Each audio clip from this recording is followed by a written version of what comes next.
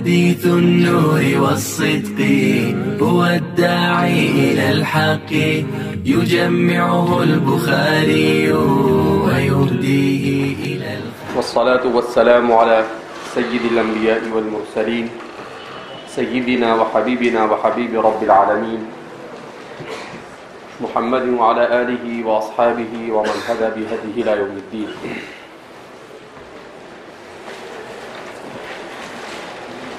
کتاب کا 10واں باب ہے، باب علامت الایمان حب الانصار. یہ باب ایمان کی علامت میں سے حب الانصاری، انصار سے محبت کرنا. اس سے قبل والے باب اور اس باب میں ربط یہ ہے کہ حلاوت ایمان کے تحت حدیث پاک میں نبی کریم صلی اللہ علیہ وسلم نے 3 چیزوں کو ذکر کیا. نمبر 1، اللہ اور اس کے رسول سے بے پناہ محبت کرنا. نمبر 2، آدمی صرف اور صرف اللہ ہی کے خاطر کسی سے اپنا دنیاوی تعلق استوار کرے، اس سے دنیا میں محبت کرے. اور تیسرا یہ کہ وہ کسی صورت میں اپنے ایمان کا سودا نہ کرے اور استقامت کے ساتھ دین پر قائم رہے.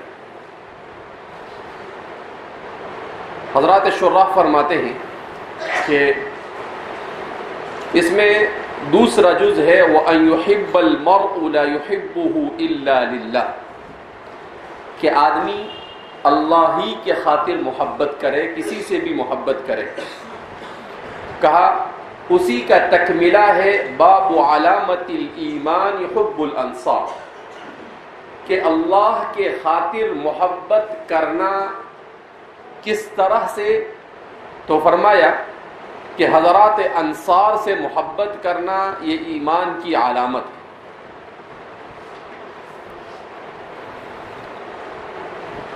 حضرات انصار سے محبت یہ ایمان کی علامت کیوں ہے؟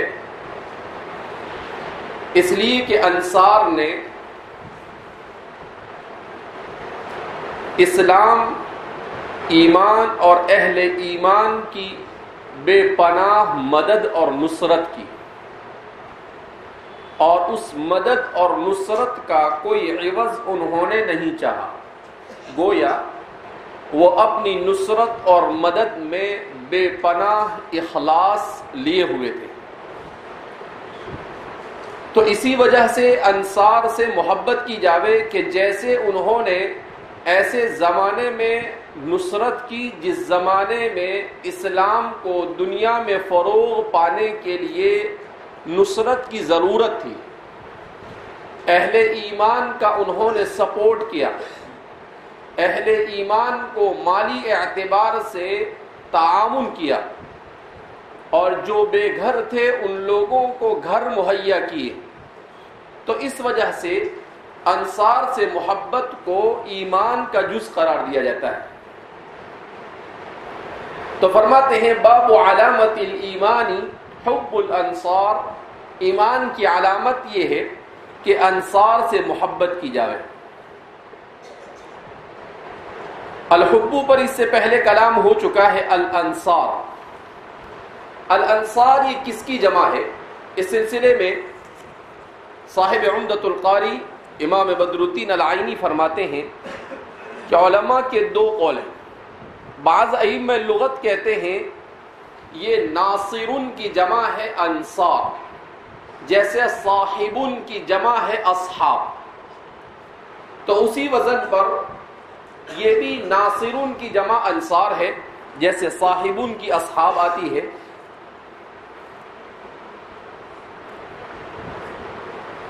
بعض حضرات کا یہ کہنا ہے کہ یہ نصیرن کی جمع انصار ہے، جیسے شریفن کی جمع اشراف، تو شریف فعیل کے وزن پر ہے، اس کی جمع اشراف آتی ہے. اسی طریقے سے فعیل کے وزن پر نصیر آئے گا اور اس کی جمع آئے گی الانصار. نصر ینصرو اس کے معنی آتے ہیں مدد کرنا. ناصرون کے معنی مدد کرنے والا، نصیرون کے معنی بہت زیادہ مدد کرنے والا. اسی لیے عام طور پر رجحان یہ ہے کہ اسے ناصر کے بجائے نصیر کی جمع مانا جاوے، اس لیے کہ یہ حضرات انصار پر خوب اچھی طرح سے فٹ ہوتی ہے مبالغے کے ساتھ. انصار کون ہیں؟ انصار در حقیقت عرب کے دو مشہور بڑے قبیلے ہیں، ایک ہے عدنان اور دوسرا ہے قحطان. پھر عدنان اور قحطان کی مختلف شاخیں ہیں. تو قحطان کی شاخوں میں سے ایک شاخ ہے ازد، قبیلہ ازد. قبیلہ ازد کی ایک فرع ہے القیلہ. القیلہ تو قحطان یہ عدنان حضرت ابراہیم علیہ السلام کی اولاد میں سے کچھ پشتوں کے بعد دو بھائی گزرے ہیں، عدنان اور قحطان. عدنان میں سے حجاز کے رہنے والے ہیں. حجاز مقدس کے جو قبائل ہے بنو اسماعیل جن کو بعد میں کہا جاتا ہے وہ عدنانیون ہے، اور یمن کے جو قبائل ہے وہ قحطانیون میں سے. تو اصل عرب یہی دو ہے، قحطانی اور عدنانی، حجاز کے رہنے والے اور یمن کے رہنے والے. پھر اس کے بعد دوسری جگہوں پر یہی لوگ کیا ہو گئے، پھیل گئے. تو قحطان کے اولاد میں سے ایک مشہور ان کے جد امجد گزرے ہیں ازد، اور ازد کی اولاد میں سے ایک عورت گزری ہے جس کا نام قیلہ تھا. عام طور پر لوگ اس کو قیلہ قیلہ کہتے ہیں، لیکن امام بدر الدین العینی نے امام اسماعیل کے حوالے سے اس کا ضبط نقل کیا ہے. وہ کہتے ہیں کہ قیلہ ہے بفتح القاف وسکون الیا. تو قیلہ نامی ایک عورت تھی، اس کے شوہر کا نام حارثہ تھا، اور بعض حضرات نے کہا کہ وہ اگرچہ نام اس کا حارثہ تھا لیکن وہ مشہور تھے ثعلبۃ العنقا سے. وہ مشہور تھے ثعلبۃ العنقا، ان کی گردن لمبی تھی، اس مناسبت سے لوگ ان کو ثعلبۃ العنقا کہتے تھے. تو یہ قیلہ نامی جو عورت تھی اس کے دو بیٹے تھے، اوس و خزرج، اوس اور خزرج. اور یہی اوس اور خزرج سیل العریم کے بعد، جس کو قرآن کریم نے سورہ سبا میں ذکر کیا ہے، یمن سے ہجرت کر کر مدینہ منورہ کی طرف آئے. اور انہی اوس اور خزرج نے نبی کریم صلی اللہ علیہ وسلم کے ید مبارک پر عقبہ اولا کے موقع پر مکہ مکرمہ کی ایک مشہور گھاٹی میں جو مینا میں واقع ہے، وہاں پر انہوں نے بیعت کی، جس کو لیلۃ العقبہ کہا جاتا ہے. تو فرماتے ہیں اس موقع پر انہوں نے نبی کریم صلی اللہ علیہ وسلم کے حالات کے پیش نظر آپ کو دعوت دی اور کہا کہ آپ مدینہ تشریف لے آئے. نحن نفدی انفسنا واموالنا وارواحنا، کہ ہم اپنی جانوں کو، اپنے مال کو، اپنا سب کچھ آپ پر قربان کر دیں گے. تو اس وقت انہوں نے مدد کے لیے ہاتھ بڑھایا نبی کریم صلی اللہ علیہ وسلم کو. اس مناسبت سے آپ صلی اللہ علیہ وسلم نے اسی موقع پر انہیں انصار کا لقب دیا کہ انتم الانصار، کہ تم کیا ہو؟ انصار ہو.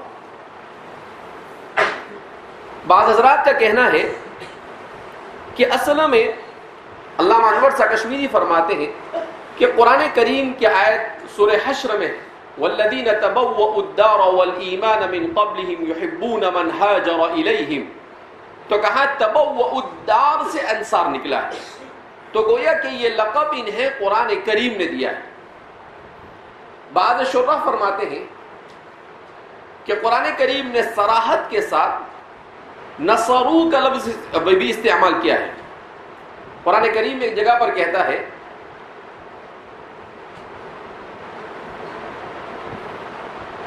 نصروا اولئک هم المؤمنون حقا والذین آووا ونصروا اولئک هم المؤمنون حقا. تو فرماتے ہیں کہ نصرو کا لفظ قرآن کریم نے صراحتاً انہی کے لیے استعمال کیا ہے اور صراحتاً یہ بات کہی ہے والذین آووا ونصروا اولئک هم المؤمنون حقا، کہ وہ لوگ ہیں جنہوں نے ٹھکانہ دیا اور مدد کی اور یہی حقیقی معنی میں مومن ہیں.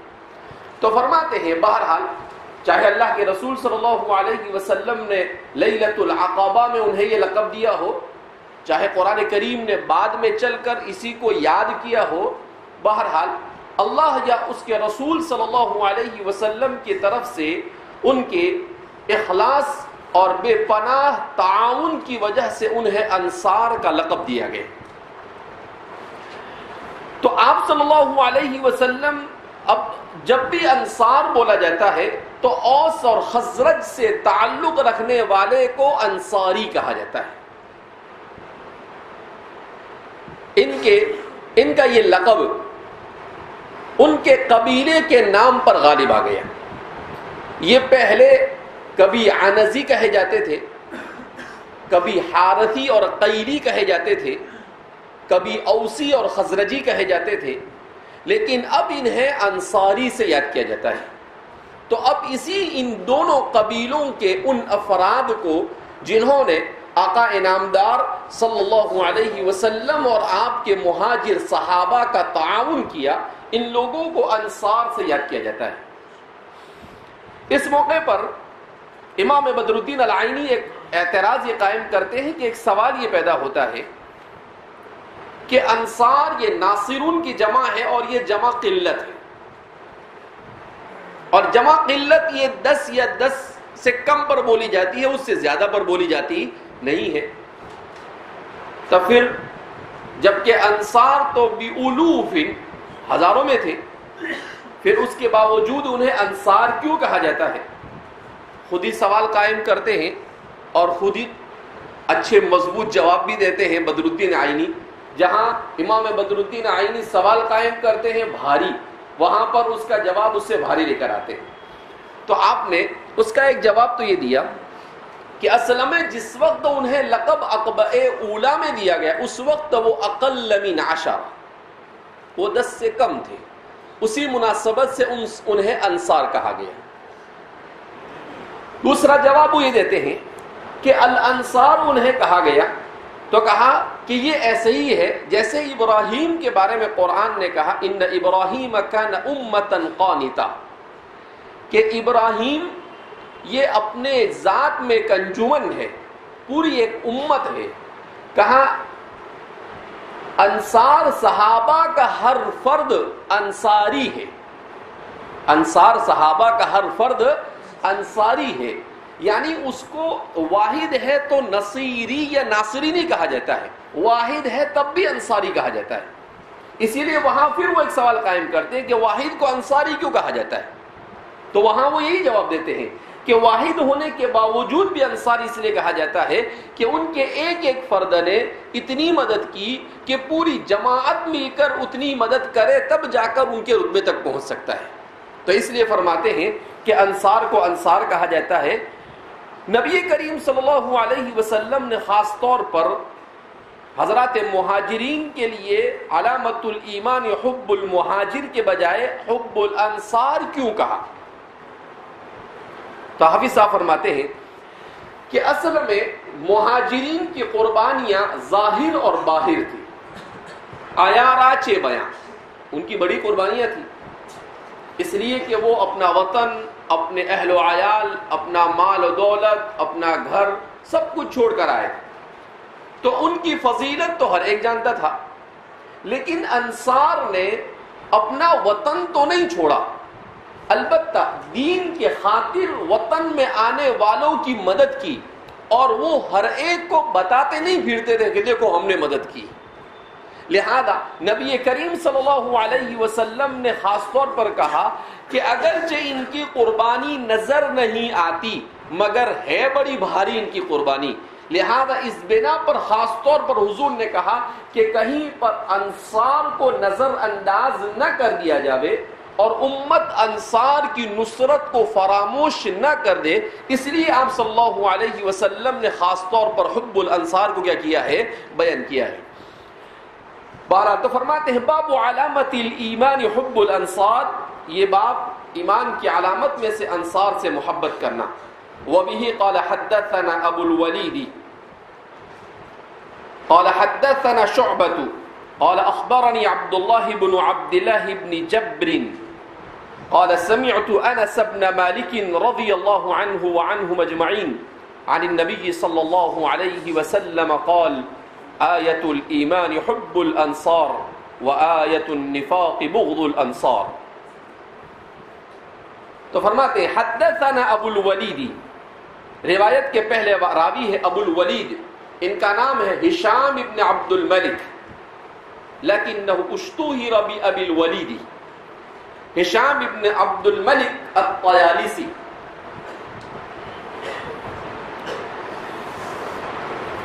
ابو الولید کو الطیالسی کہا جاتا تھا، تو اس کی دو وجہ امام عینی بیان کرتے ہیں۔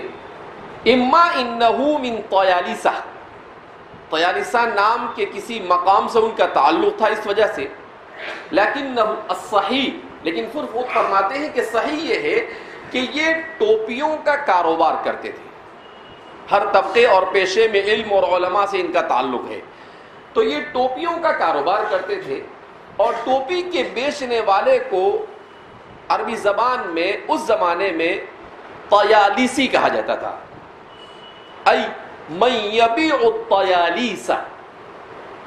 اور وہ فرماتے ہیں کہ اصل میں یہ عربی زبان کا لفظ نہیں، عربی میں تو ٹوپی کو قلنسوۃ کہتے ہیں، تو طیالیس تو کہا کہ فارسی زبان کا لفظ ہے، کہ فارسی میں طالیشان، تا سے، طا سے نہیں تا سے، بالتاء والالف واللام والیاء والشین والالف والنون، تالیشان کا تالیشان فارسی میں یا عجمی کسی زبان کے اندر میں ٹوپی کو کہا جاتا تھا، اسی سے عربی میں منتقل کیا گیا تو طالسان ہوا، اور اسی سے بیچنے والے کو الطیالسی کہا جاتا ہے، بکثرت ٹوپیوں کا بیچنے والا۔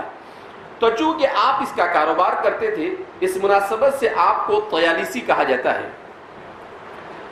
آپ نے طویل عمر پائی، آپ کے بارے میں آتا ہے کہ آپ کی ولادت سن ہجری 135 میں ہوتی ہے، اور آپ کی وفات سن ہجری 226 میں ہوتی ہے۔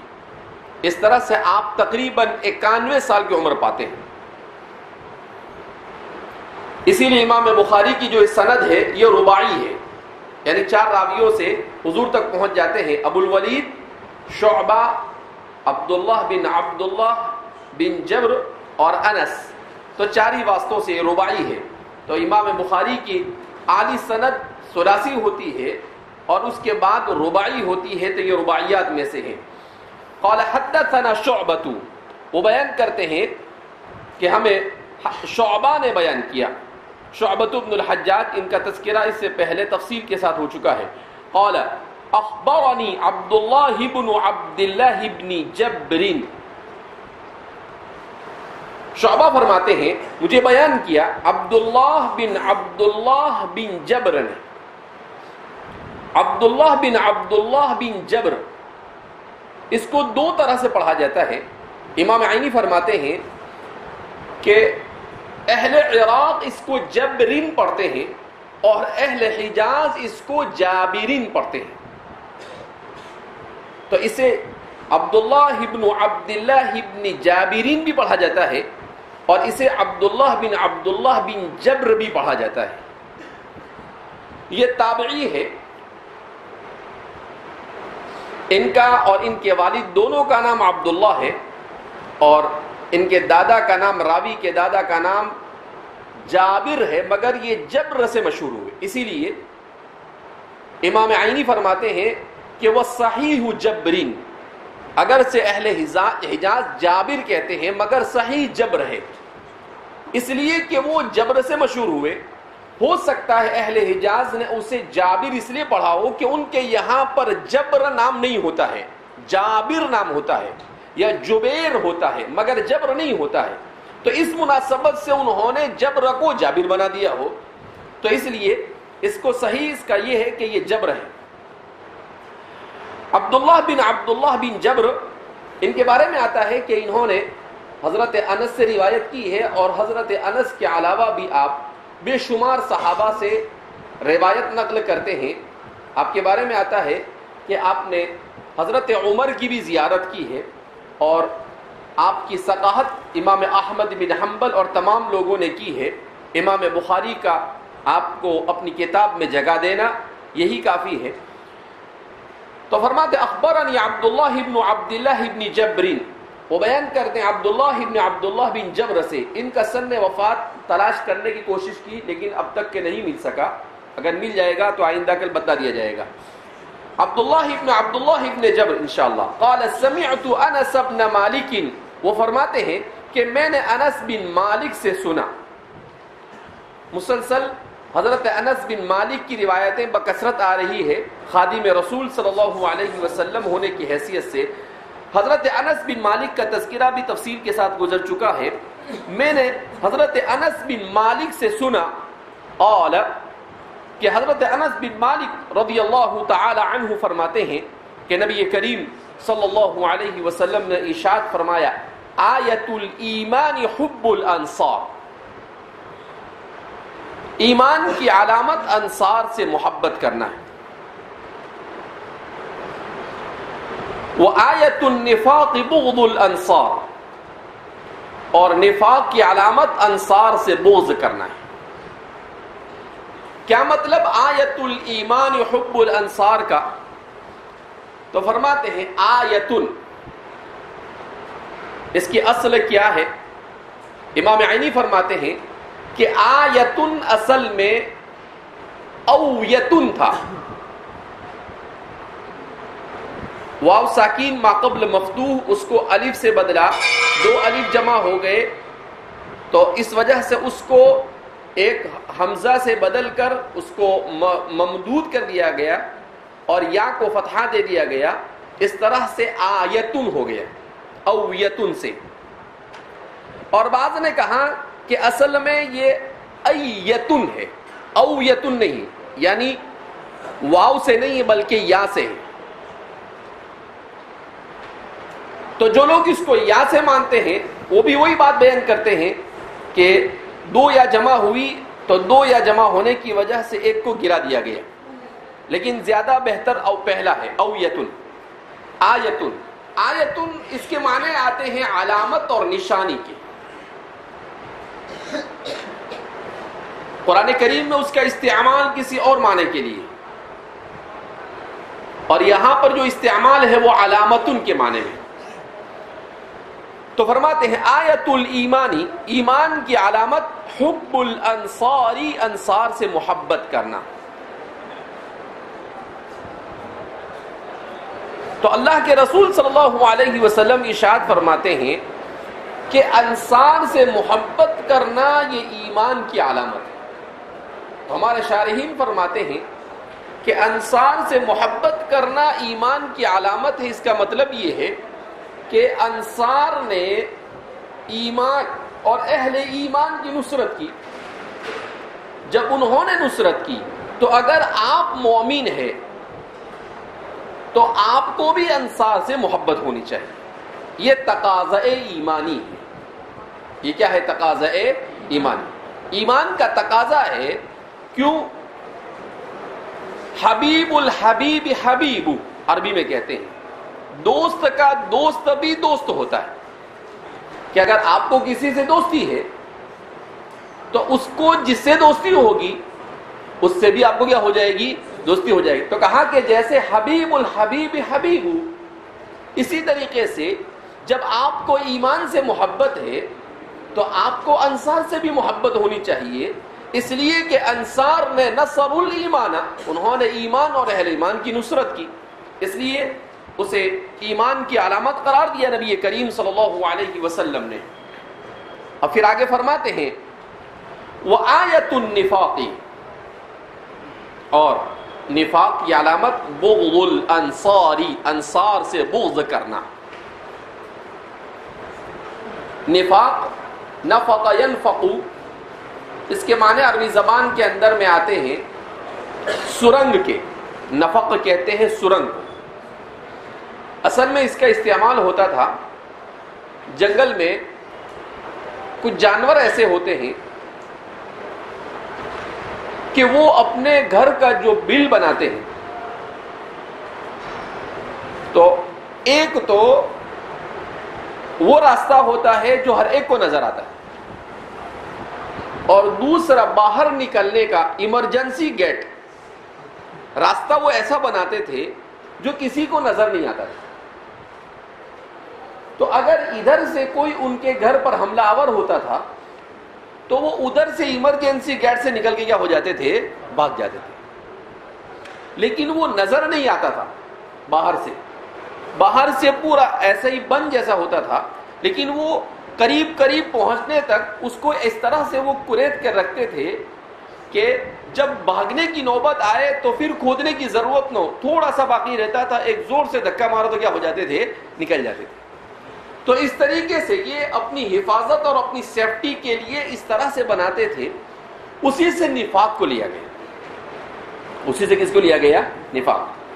کہ بظاہر تو وہ ایسا ظاہر کرتا ہے کہ وہ مسلمان ہے، لیکن جہاں اس کو اپنا کوئی دنیاوی مفاد کو زد پہنچتی نظر آتی ہے اور اسے ایسا لگتا ہے کہ اسے کوئی نقصان ہو رہا ہے دنیاوی اعتبار سے، تو پھر وہ دوسرے بل سے نکل کر کفر کی طرف کیا ہو جاتا ہے؟ چلا جاتا ہے. تو لغت اور اصطلاح دونوں کے اعتبار سے کیا ہے؟ دونوں کے درمیان مناسبت. کیوں کہ منافق کس کو کہتے ہیں؟ منافق اسی کو کہتے ہیں جو بظاہر مومن ہو مگر اندر سے کافر ہو. بظاہر لوگوں کے سامنے اس کا حلیہ بشرا یہ ساری چیزیں ایسی نظر آتے ہیں کہ جیسے حضرت سے بڑا کوئی صوفی کو اڈا نہیں، لیکن حقیقت میں اندر میں ایمان نہیں ہوتا ہے، بلکہ اندر میں کفر چھپا ہوا ہوتا ہے. کافروں کے ساتھ محبت، کافروں سے لگاؤ، کافروں کا تعاون، یہ ساری چیزیں اندر میں چھپی ہوئی ہوتی ہے. تو فرماتے ہیں اسے کیا کہا جاتا ہے؟ نفاق کہا جاتا ہے. اظہار الاسلامی و اخفاء الکفر، ایمان کا اظہار کرنا، اسلام کا اظہار کرنا اور کفر کو سینے میں چھپائے رکھنا، یہ نفاق ہے. تو منافق، اسی لیے نبی کریم صلی اللہ علیہ وسلم نے اور قرآن نے بھی منافقین کا بڑا خطرناک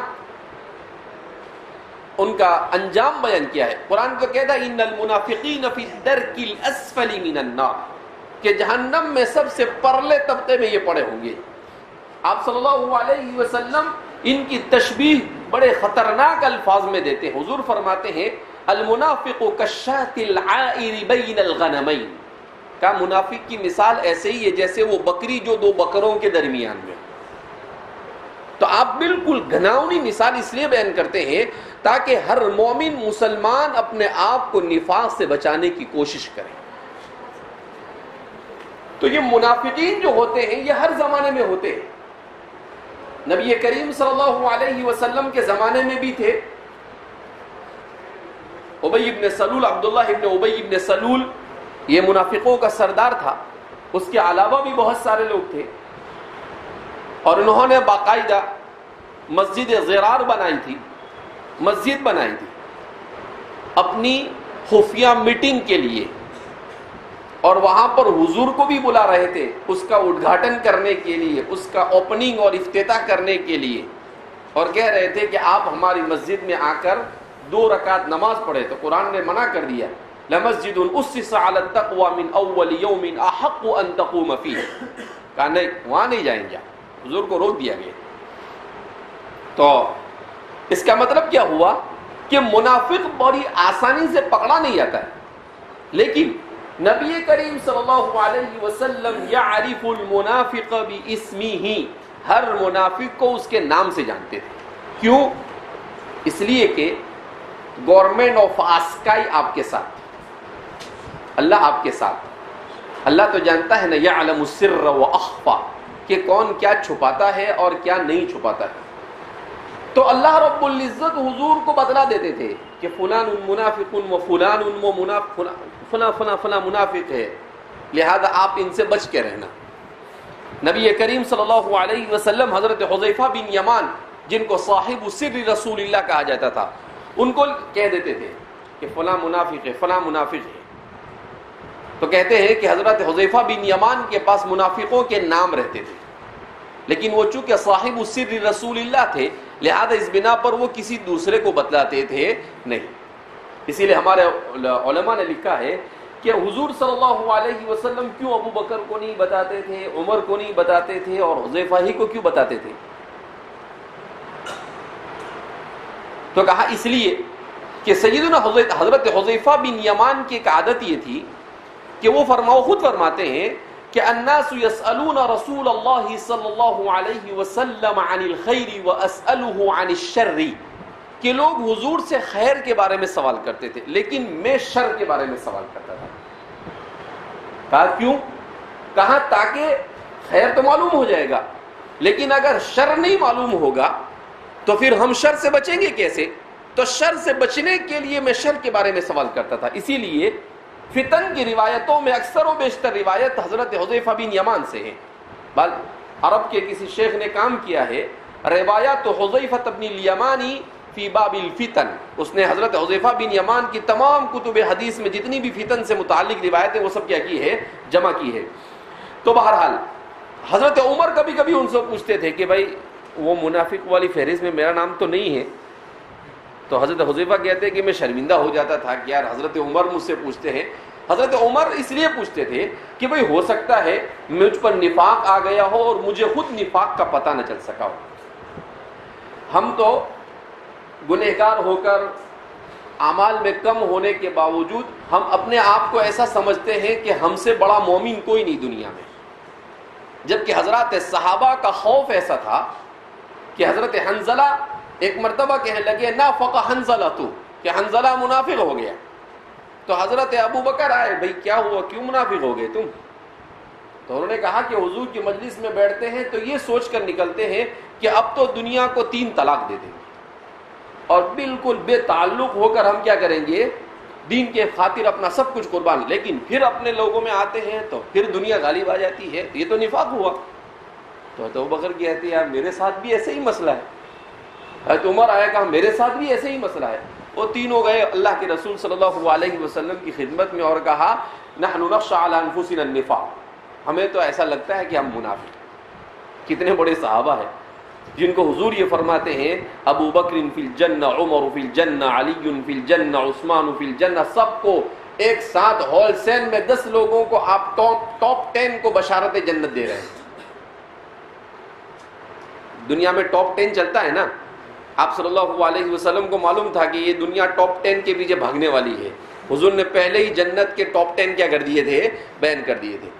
تو انہوں نے کہا کہ اللہ کے رسول ایسا ہے، آپ صلی اللہ علیہ وسلم نے مسکرا دیے اور کہا کہ تمہاری میری مجلس میں جو کیفیت ہے، اگر بعد میں بھی یہی کیفیت ہمیشہ باقی رہے تو ملائکہ تم سے زمین پر آ کر ملاقات کرنا شروع کر دیں۔ کہا یہ تو ایسا ہی ہوتا ہے۔ تو اس کا مطلب کیا ہے کہ مومن پر شیطان ہمیشہ حملہ آور رہتا ہے، اور وہ اسے اچھی چیزوں سے پھیرنے کی کوشش کرتا ہے. مومن کا کام یہ ہے کہ اس کا مقابلہ کرے اور اپنے آپ کو بھلائی کی طرف لے جاوے تاکہ نفاق کا شکار نہ ہو. اپنے اوپر خدشہ نفاق کا ہونا یہ بھی علامت ایمان میں سے. ایک صحابی نے اللہ کے رسول صلی اللہ علیہ وسلم سے آ کر شکایت کی کہ اللہ کے رسول صلی اللہ علیہ وسلم میں نماز کے لیے کھڑا ہوتا ہوں وسوسے شروع ہو جاتے ہیں, مجھے ڈر لگتا ہے کہ ویسے کہیں نہ وسوسے نہیں آتے اور یہیں کیوں وسوسے آتے ہیں, تو مجھے بڑا خوف ہے اس بات کا کہ میری نمازیں قبول نہیں ہوگی تو کیا ہوگا. تو آپ صلی اللہ علیہ وسلم کیسی تربیت کی نبی کریم صلی اللہ علیہ وسلم نے اصحاب کی. حضور نے کہا کہ شیطانی وسوسوں کا آنا یہ بھی ایمان کی علامت ہے. وہ صحابی کہا کہ ایسے کیسے ایمان کی علامت؟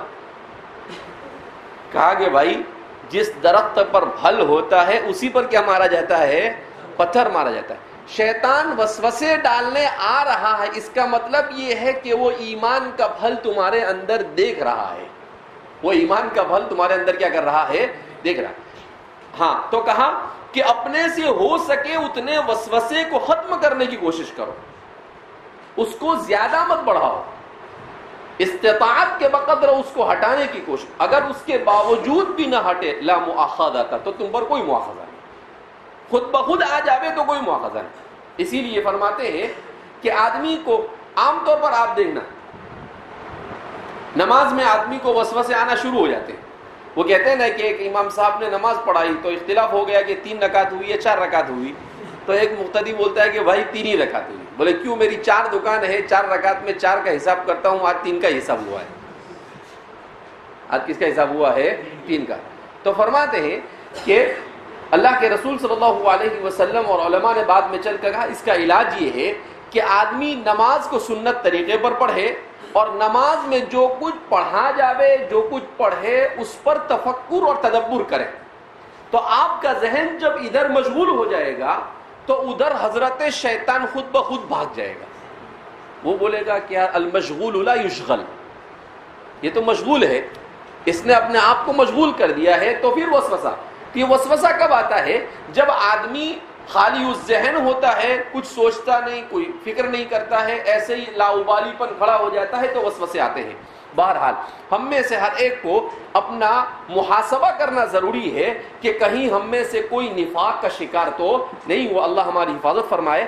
کہ وآیۃ النفاق بغض الانصار, اور انصار سے بغض رکھنا یہ نفاق کی علامت. کیوں؟